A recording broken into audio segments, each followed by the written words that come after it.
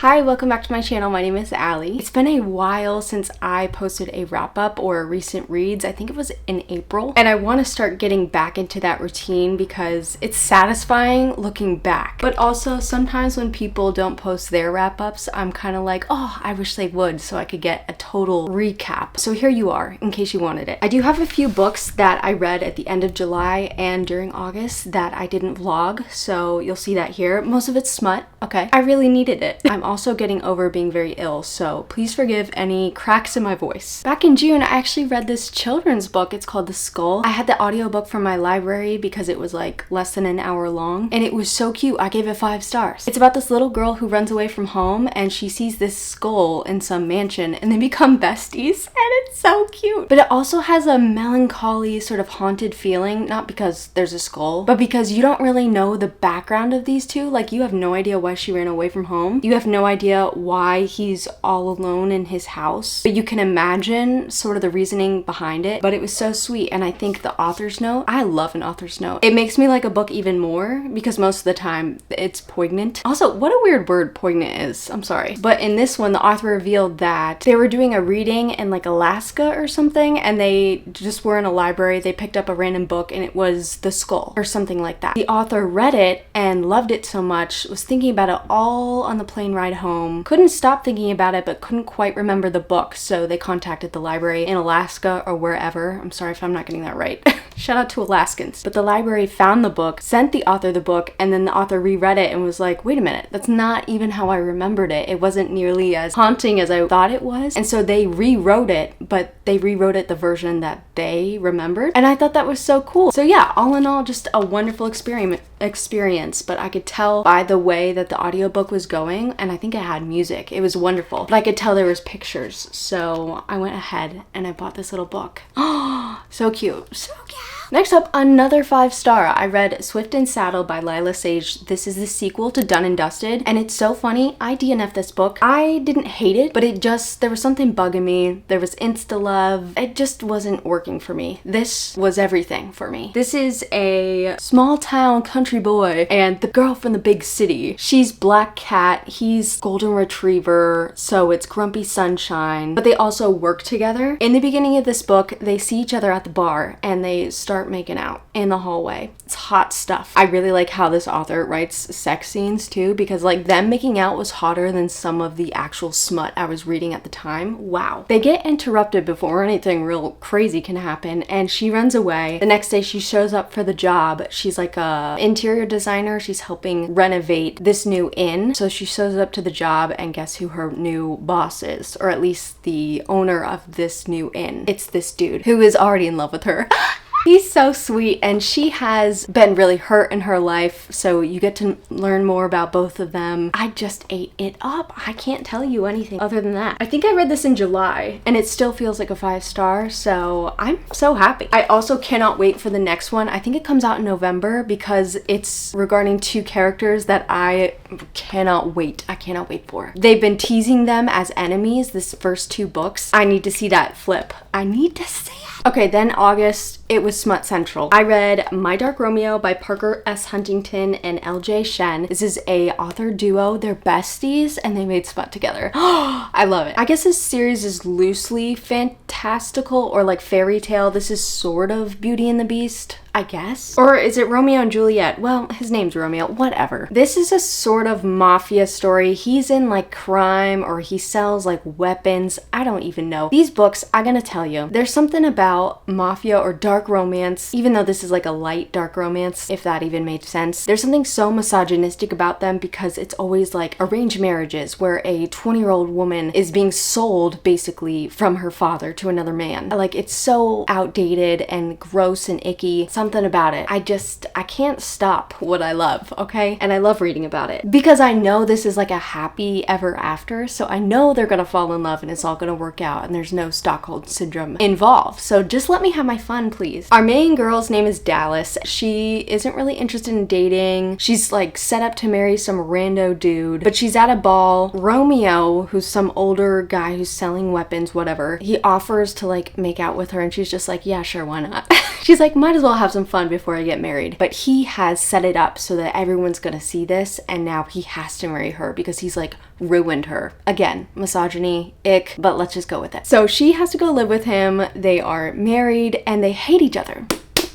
And it's truly enemies to lovers. It's not like a misunderstanding. They hate each other's guts. So you see him open up, you see her open up, she's really feisty, and it's just fun, and it's hot. There is a scene in here that is questionably gross, just for me, but I'm not gonna say what it is because y'all might like it, and I don't wanna judge. I am giving this 3.5 because I flew through it, but they did go back and forth a crazy amount. They're insufferable. I just like how readable LJ Shen, her work is. I've never read anything by Parker S. Huntington, I don't think, but now I will be. And I did because I immediately purchased the next book, which is My Dark Desire. This one is like a Cinderella retelling, and it's involving this dude's billionaire friend and someone of like the working class. She cleans homes, but they meet because she is breaking into his house to steal something that used to belong to her father who's dead. She has an evil stepmom, evil stepsisters, you know the drill. He ends up hiring her and they eventually bang and fall in love. Hate to spoil it, but that's what happens. Oh, like he has quite a tragic backstory. The first chapter is him as, I think he's like 10 years old, witnessing his father being killed in a car crash, and it was quite traumatic. So he has issues with touch, like he cannot stand being touched. He has to like boil his skin after, and he like vomits. It's really sad. And she likes fencing. I feel bad, I can't remember her name. Pharaoh. She's very spunky. I do like a spunky main character, but these two are insufferable as well. They go back and forth a crazy amount. There's like no plot in here. There are scenes that are really contrived feeling. I feel like this was two besties having a blast. This felt like they were trying a little harder to construct this story, so it wasn't as flawless, but I will say I like these characters more because I found them more interesting. So I ended up giving it a 2.5, but you couldn't pry this book out of my dead hand. Sorry. Next up, I actually read the majority of this book online for free. It is Split or Swallow by Lindsay Straub. I've been reading it for a few months. She has a website. I followed her on Instagram randomly because she shared like a meme. She shares funny memes all the time. They're hilarious. And then I noticed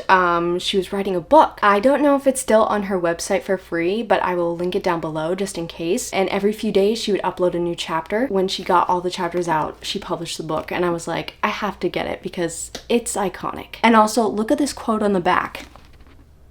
It kills me. It kills me. This is smut for the advanced smut readers. Like, this is not even a fun time, I'm sorry to say. It is fun at first. Like, I was binging through the website because I came in the middle, so I had to catch up. And then it gets really exhausting really quickly. I haven't even quite finished it, but I'm counting it here because I'm ready to tell you about this. This is set in like a historical setting, but it's also fantasy. So we're in this town that has a kingdom, but there's also a past where basilisks, who also turn into men and women, had a fight with the mortals and the kingdom, but the kingdom won, and now they have a deal. This is so weird, but it's funny, okay? That whenever a prince in this kingdom comes of like 24 years of age, it could be 21, it's in the 20s, it's illegal, that's what I'm trying to say. The basilisks train all of the women of that age how to please a man, and then there's a competition in the castle where it's like The Bachelor, where the prince has to like figure out which one wants to be his wife. This is our main character, oh my god, I can't remember her name, Tem, and she is sort of poor. She goes to the caves in the opening chapter and she meets her basilisk man that is going to train her in the, you know, the passion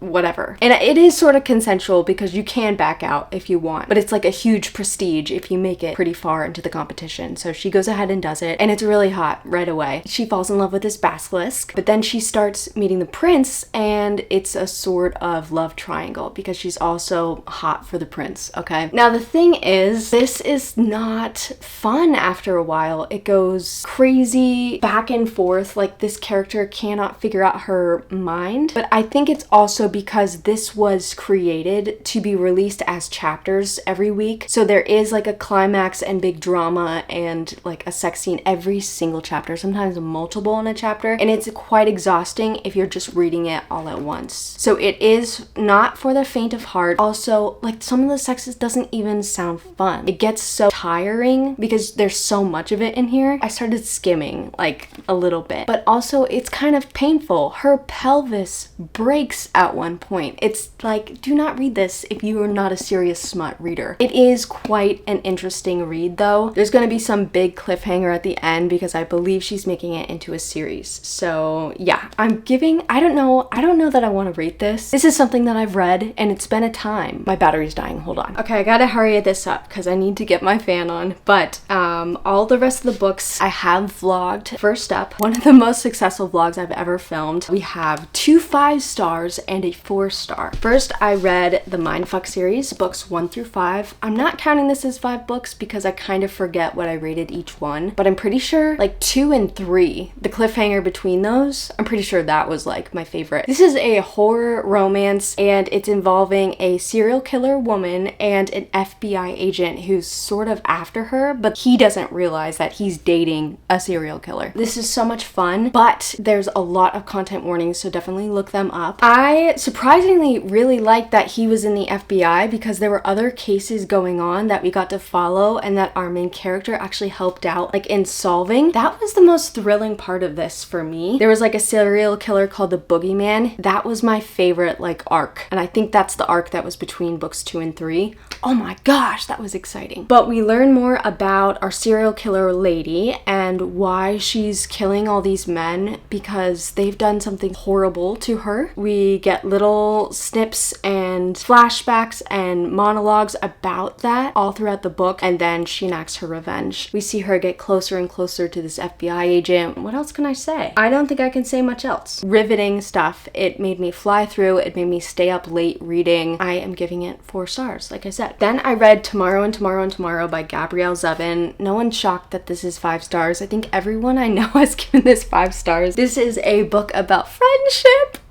2 friends that have known each other since they were young. In college, they make a video game together. After not being friends for a while, might I add, that was like some juicy stuff. This was a messy friendship, not just even in the past, but in the current and future. It goes over the spans of, what is it, like maybe 10 years? And it's just beautiful. I need to turn my fan on, I'm sorry. This might make the mic really weird, but we're just gonna have to do with it. Otherwise, I'm gonna sweat through everything. I was actually very fascinated by the video games that they created because they weren't just like shooter video games. They had a story. They just seemed like art that they were creating. It was very fun to read about. There's also a chapter in here that is in the video game, which is one of the coolest things I've ever read. It made me cry. And yeah, I've always really liked this author's writing. I've read a few of her YA stuff back when I was in middle school, and I can't wait to see what she comes up with next. I really hope you can hear me. I'm gonna be really pissed off if you can't. Okay, I'll turn the fan off. Then I read Monstrilio, another 5-star. This was definitely a 5-star prediction. I knew it was going to be. It's about a family whose young son dies, and the mother digs into his chest, cuts off a piece of his lung, and then like feeds it and grows it, and it becomes a little creature named Monstrilio. I love Monstrilio. We get to see, again, this spans, I guess, like 20 years, and we see all the people in Monstrilio's life, his mother, his father, and his mother's best friend. We get perspectives of all of them, which I didn't realize going into the book, but I really like that because I feel like this book had a lot to say about perspective, because like the first chapter is the mother's point of view, and I felt like I really knew her and really like had a handle on her, and I really admired her. But then I see her from her best friend's point of view and her husband's point of view and her son's point of view,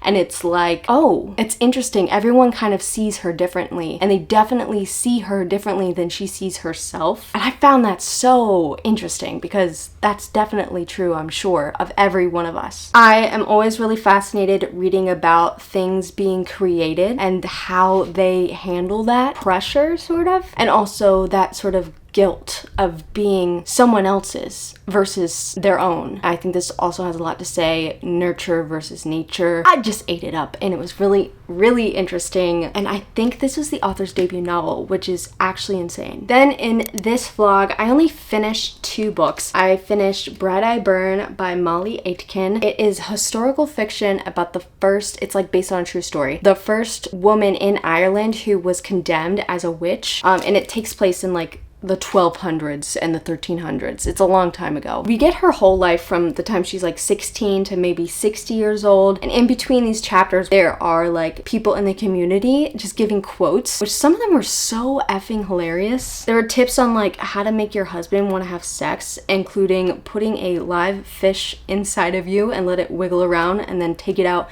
and cook it in his food. Wow. This had a lot to say, obviously, about like societal norms, about gossip culture, a lot about coins. My favorite part about this book was there was a short story from the perspective of a coin, from when it was made until it was like dusty in a drawer somewhere. And they mentioned it over and over and over again. Our main character Alice was a banker, or sort of, like however that worked in the 1200s. She had quite a tragic life. She had a lot going on, and she was quite a character. She did not back down. She was very sexual. She was very violent. She was very honest. Well, she was tricky, but what a lady. I ended up giving this 3.5. It was beautifully written. I think what got me, or didn't get me, is the fact that we went through so much time, but this is a short little book, so I didn't feel like I ever really grasped on. I think the main reason they thought she was a witch, besides, you know, her having an opinion or whatever, is that she had like 4 husbands and each of them like dropped dead after she married them. It's kind of suspicious, isn't it? Alice was an interesting character. There were times when I really was like standing behind her because obviously she's a condemned witch. I want to be her BFF. But then there were some times when I was like, Alice, I don't think I like you. And that is interesting to read about. I do like unlikable characters. So yeah,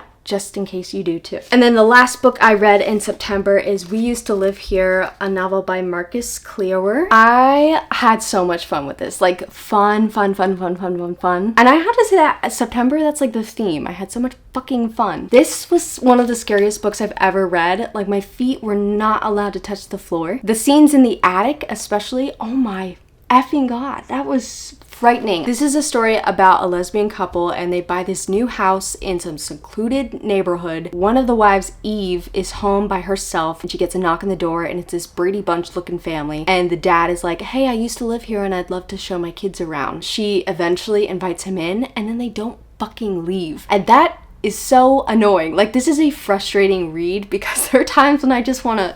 And it gets spooky pretty quickly. They are so hellbent on getting into the basement, and the dog is like barking at the basement, and you're like, okay, something's in that fucking basement. There's trips up into the attic. That was the scariest for me. There are trips out of the house that are scary into other people's houses, the neighbors. I think the coolest thing about this book was that it was interactive. So in between the chapters, there are like these documents that have been collected, and each of them has a Morse code at the end, and you can like fill it in, and you get a message at the end, which is really fun. That really kept me on my toes. There's also like things to translate. Norwegian, I was doing it all. There were like capital letters that created a sentence. It was so interactive, and that really made me have so much fun with it. This was another one that like I couldn't put it down despite having like an hour of sleep the night before. I didn't love the ending, which is why it's getting a 4.75 and not a 5. The ending, like I get it. Things were so crazy that I know it couldn't really work out perfectly for what I wanted, but it started being less me sucked into this book and more like I could tell that the author was constructing something physical, which I don't even know how to describe that. But it kind of took me out of it. This is a phenomenal read. Very scary, especially for like home invasion. If you're not into that, steer clear. But otherwise, please read this for Halloween if you haven't already. It's so much fun. Very frustrating. The ending might piss you off, but I think it's definitely worth it, in my opinion. I'm still reading Blue Sisters. I got sick and I started like reading it while I was sick, and I knew it was gonna be sad. And I was like, like, I don't want to be sick and crying. It would be just a real big mess for me. Physically, can't handle that. So I am working on that right now. And then I did DNF The Hypocrite by Joe Hamya. It's a soft DNF. I was just really bored while I was reading it. I was also PMSing, so you know. And then Women in Peril. I got over halfway through. This is like a 3.5. They're short stories. They're fine. They're good. I don't feel like finishing it, so I'm not going to. I'm so hot right now. So yeah, those are all the things that I've been reading lately. I'm hoping to read a lot of very fall stuff, even though it's fucking hot as shit out here. But I really want to read some vampire stuff. I want to read some like boarding school or like dark academia stuff. I got The Secret History by Donna Tartt just sitting on my bookshelf, just waiting for me to read it. So maybe now's the time. And I want to get scared again because, oh my gosh, this was so fun. Definitely let me know if you've read any of these books. And I think that's it. I'll see you later. Goodbye.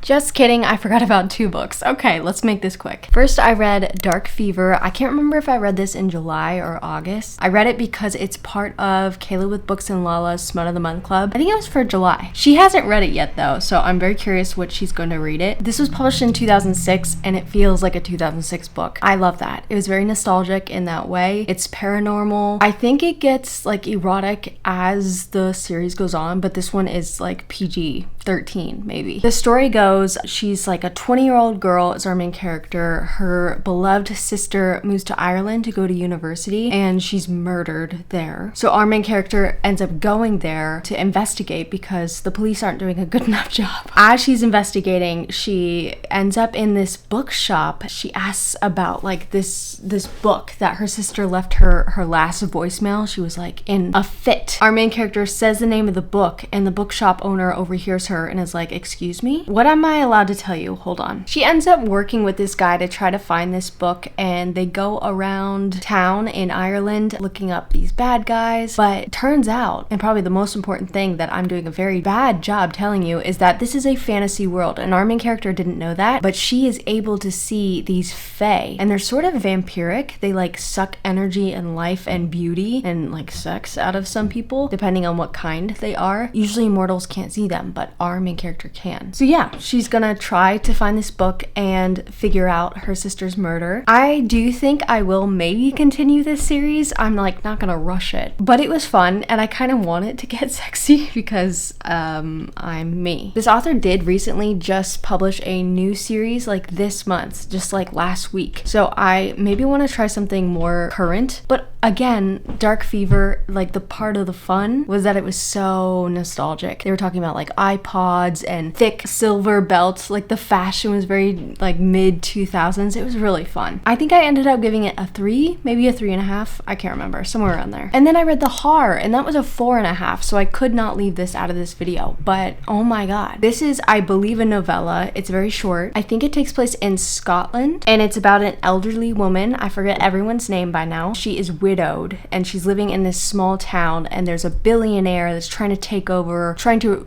like tear down everyone's house and rebuild. So it's a very like, let's defeat the billionaire asshole kind of story. What can I tell you about this? Let me just read this so I don't spoil anything. All seems lost in our main character's world. Her name's Muriel, by the way. Until the day a mysterious fog bank creeps inland, the Haar. To some it brings redemption, to others it brings only madness and death. And I wish I could tell you more about this, but that was kind of the fun of reading it. I did not know what to expect. I can say that it was really gory, but it was also kind of romantic and sweet and hot and creepy. Definitely worth a read, worth the listen. The audiobook was very well done. Wow, it had so many emotions. I think that automatically gives it such a high rating, but one of a kind for sure. I had so much fun. All right, now I'm really going. I'll see you later. Goodbye.